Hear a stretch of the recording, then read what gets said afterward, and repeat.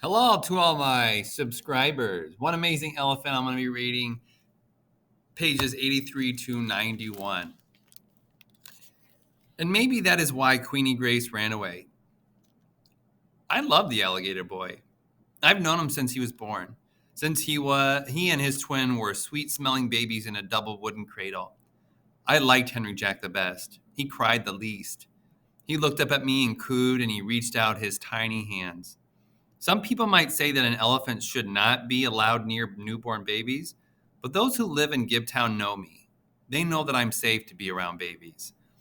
I can be trusted with people of any age. I pretended that Henry Jack was my baby, that he was little gray, and that I had my baby every day. His skin looked like my skin. Sometimes, if you try hard enough, you can substitute one love for another. I didn't even have to try. I just loved the alligator boy.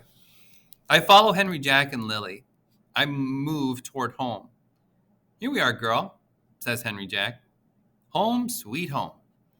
I hope and pray that there will be no more chains. I pray without getting down on my knees. No chains, I pray again, as Lily goes inside to get Violet and Trulia. Violet comes outside, eyes wild, hair in a frizz, pale skin. Queenie Grace, she calls. What are we going to do with you? I hang my head low and I moan. The alligator boy and the girl Lily both say, "Oh." They understand me. I know, says Violet. I'm sad too, and when we're sad, sometimes we do things we wouldn't normally consider. I forgive you, Queenie Grace, but please, no more breaking windows or running away, okay? Deal? I raise my head, look Violet in the eye, and try to smile. I do my best. Violet does the same, tries to smile, but in her eyes, I see the same thing that is inside of me: grief. She looks like grief and she smells of grief. And we are bound together by this one terrible thing: missing Bill. Grief is even worse than chains. It holds you to one place. And maybe that is why I ran away. The care and feeding of elephants. Jack and I stand arms crossed, both of us panting and sweating, watching Mike carry the heavy, clinking chains to Queenie Grace. Now I'm sorry that we brought her back. If I was brave enough to say it, I'd tell Mike to stop. To just stop and let her be. Leave Queenie Grace alone. Let her be free. She broke that other chain, Mike says to nobody in particular. Needs heavier ones. Henry Jack nudges me with his elbow. Mike needs to be chained, he says under his breath. I snicker. Surprisingly, I might be starting to like this elephant. Maybe just a tiny little bit. Something about the way her eyes shine in the sunlight and the way she gazes at Henry Jack. I'm pretty sure I saw love in Queenie Grace's eyes when she exchanged looks with the alligator boy. Mike better not get the thoughty, mutters Henry Jack. The hottie? Thoughty, Henry Jack replies. It's like a Hindu word for hook. Why would Mike get a hook? To push Queenie Grace, Henry Jack says. It's what some mahouts use to control their elephants. Mahouts? The guy who ride and train the elephants. It's Hindi too. You never heard of a mahout? I shake my head. I'm wheezing, so I sink down into the warm grass. Henry Jack plops down next to me. Mike circles the elephant's legs with the chains, hitching her to the tree once again. Your Grandpa Bill was Queenie Grace's mahout, explains Henry Jack. It's always a boy, usually a kid, who gets the elephant when he is little, in other countries. They grow up together, the kid and the elephant, and they get super bonded. My grandpa wasn't a little kid when he got Queenie Grace, I say. He was already married. I think it was before my mother was even born. Yeah, it was. My mother is only 30. She had me when she was 18.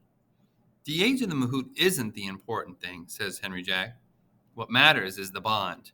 And your grandpa sure was bonded with Queenie Grace. It's like their hearts were super glued. I lean back on my elbows. The Florida sunshine does feel good, that's for sure. Now I can understand those tourist brochures. Any place that feels this good in wintertime is all right with me. Queenie Grace uses her trunk to throw some dust into the air. I sneeze. She's just covering herself with dust so she doesn't get sunburned, Henry Jack says. That's what elephants do. How do you know so much? I ask. You're like an elephant expert. Henry Jack grins. Well, I grew up with them, he says. Plus, I read a lot. My favorite book is actually this old book that your grandpa gave me. It's called Manual for Mahouts, The Care and Feeding of Elephants. I also collect books about sideshows and circus freaks and all that. Cool, I say. Henry Jack shrugs. Yeah, sure, he says. Whatever. Not so cool when you have ichthyosis, though. It, what? Ichthyosis. The skin condition that I have. It just basically means that I have super dry skin and it keeps flaking off and getting really scaly. In circuses, like I was telling you, it's usually called alligator skin or sometimes elephant skin. Nobody really knows how it happens or how to make it not happen. It's just one of those things you have to deal with, or rather, I have to deal with. I look at Queenie Grace, who's throwing a big hissy fit about the chain. Dust flies, the elephant kicks. Grandma Violet blusters out of the house like a small and sudden storm. Mike, she yells, I told you not to chain her. I'm doing it for her own good, Mike shouts back. He has a cigarette in his mouth, and some ashes drop to the ground. For our own good. The fire eater next door is looking out his window. Those annoying dogs are yipping again, their high yaps straining through the screen. Chain it, the man barks. I don't want that thing run loose. It's dangerous. He's dangerous, Henry Jack mutters. Somebody needs to chain Charlie. I can smell heavy cigar smoke from the fire eater plus Mike's smoke. I take a deep breath, puff out my cheeks, and blow. There's tension in the air, and it's building. I'm pretty good at sensing tension. Grandma Violet catches up to Mike, and she shoves his shoulder. She kneels down and yanks away at the chains, a furious and determined look on her face. Bill would never stand for this, she snaps. Never. Mike takes a step back, strokes his chin. He watches my grandma all hunched over undoing the change. A sneer is on his face, disdain for my grandma and the elephant. Then Mike moves closer to the backside of Queenie Grace and glances down at my grandma. He takes a cigarette from his mouth, pinches it between his fingers. Mike sneakily reaches out his hand, cigarette held low, and blows smoke. Henry Jack sits up quickly. Holy showman, he says. Did you see that? Did you see what just happened? It looked like he touched the cigarette to the elephant's skin, I whisper. Like he burned her on purpose. Are you sure? Henry Jack asked. Would you swear on your life? No, I said. Are you? I'm not 100% sure, he says, but that's what it looked like. I know. I swear, murmurs Henry Jack, gritting his teeth. If that guy hurt Queenie Grace, I'm going to lose it. He's going to get a piece of me.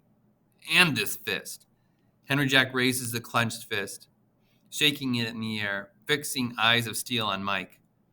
I never did like that guy, he says.